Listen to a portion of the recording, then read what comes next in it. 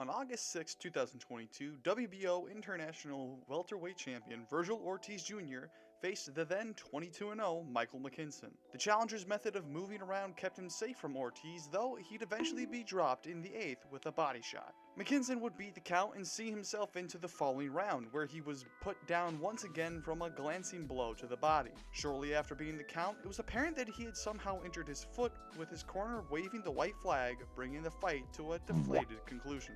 In the 17 months since this bout, Ortiz was twice scheduled to face Emmanuel Stanionis for the regular WBA welterweight title, but would have to drop out both times, once due to rhabdomyolysis and the other time due to serious dehydration. That layoff would be concluded on January 6th when Ortiz fought Fredrick Lawson. Despite the boxing world being in high spirits to see Ortiz returning to action, the bout would be plagued with conflict as early as the weigh-in. Despite being marketed as his first fight at junior middleweight, Ortiz hit the scales at 156 pounds. It seemed that Ortiz's health issues either weren't as concretely resolved as the masses had hoped, or that the Golden Boy fighter simply didn't do his due diligence in his training camp. Regardless of the sudden catchweight, Ortiz would shock the world with a first-round victory, albeit not the way anyone wanted. After feeling out his 30-3 opponent across the first 2 minutes, Ortiz Jr. caught and countered with a stiff jab before moving in to throw a flurry of like 20 punches, the many of which hit Lawson's arms or gloves. Despite having been caught off guard and a little rattled,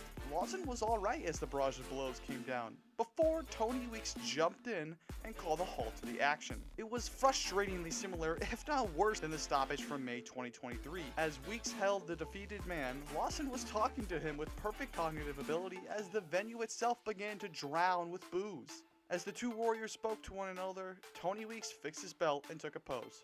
Great work, Tony. After the event wrapped up, WBO Super Welterweight Champion Tim Tszyu put out a tweet where he welcomed Ortiz to the land of 154 and called for the two to brawl it out in a modern-day classic.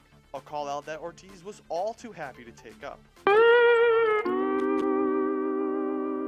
As sweet as that sounds, let's pump the brakes here, folks. Tszyu fought 3 times in 2023, claiming and defending the WBO International title before solidifying his claim as the newly touted world champion in an all-out joyride of a fight against Brian Mendoza. Need I remind you, this is in stark contrast to Ortiz, who is coming off a 17-month layoff, entering a new weight class where he's only raked in 2.5 minutes of professional playtime. It isn't just safe to say that Tszyu would beat Ortiz, it's overly worried parent-baby injury prevention, safe to say. So not only should Ortiz not face Tim Tszyu next, but he should also humble himself from fighting unified champ Charlo, which begs the question, what should he do next? First and foremost, let's bump up all the other top 154-pound fighters that would be just as bad for Ortiz as Tszyu would be. As mentioned, this would include Jamal Charlo, Erickson Lubin, and Brian Mendoza. Charlo, while coming off of a loss to Canelo Alvarez, never lost his undisputed claim in the ring. Erickson Lubin has been in with the best of the rest at 154, and Mendoza was strong and sturdy against Tszyu. These feats suggest that they're all at a level Ortiz isn't ready for at 154.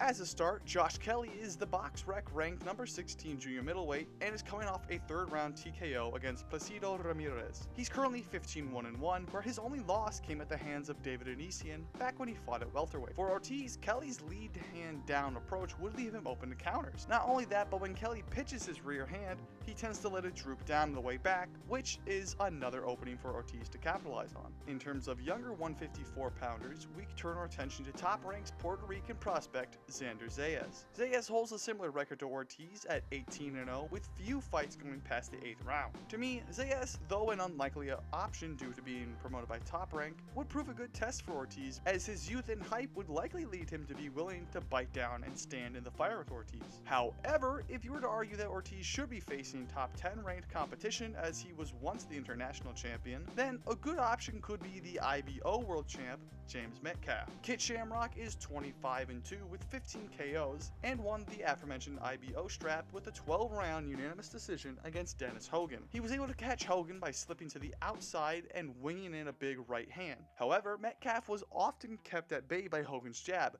which he surely would not want to let happen against the harder punching Ortiz. All in all, we can't measure how good Ortiz is at 154 since Weeks called off the fight after less than 3 minutes. All we can do is look at his performances at the top level when he was a welterweight and see what types of styles could trouble him again at super welterweight. For today's video, let's look at his scrappy affair with Igor Kavaliauskas, as well as his second most recent fight against Michael Mackinson. Kavaliauskas timed Ortiz's jabs and straight right hands, often leaving him momentarily buzzed, where the Mean Machine would step in and try to rip away his own shots. Most of these counters from Kavaliauskas relied on him slipping to the inside of Ortiz while pitching his right hand. His undoing would ultimately come down to Ortiz's inside work, where he'd bump against Kavaliauskas before pitching short shots and thudding body blows. As for Mackinson, the southpaw worked off his jab while moving in and out, as well as circling Ortiz. Not only that, but Mackinson would also bend at the waist to evade looping shots, though he didn't counter when he otherwise had Ortiz dead to rights. Most of Mackinson's issues came from when he stood in front of Ortiz and leaned too far forward, leaving himself open to short shots. It was this anchoring in place that ultimately saw him get dropped shortly before the end of the 8th. With those fights in mind, we can see that opponents who stick and move, as well as those with good timing, would prove the most difficult for Ortiz. And here's the kicker with the Mackinson fight. Ortiz did not fear any counters as the man lacked power. So if he were to be put in there with someone who can bang with counter shots at 154, then he'd be in for some real trouble. Alas, it's much too early and too difficult to make anything of Ortiz's career at super welterweight. What do you think he should do next? Should he have a couple more fights against opponents on the lower end of the top 20 to get more situated in the new weight class? Or should they drop him into the deep end and let the Dallas-born destroyer fight his way out? Feel free to discuss it in the comments below, and as always, thanks for watching. I'll see you next time.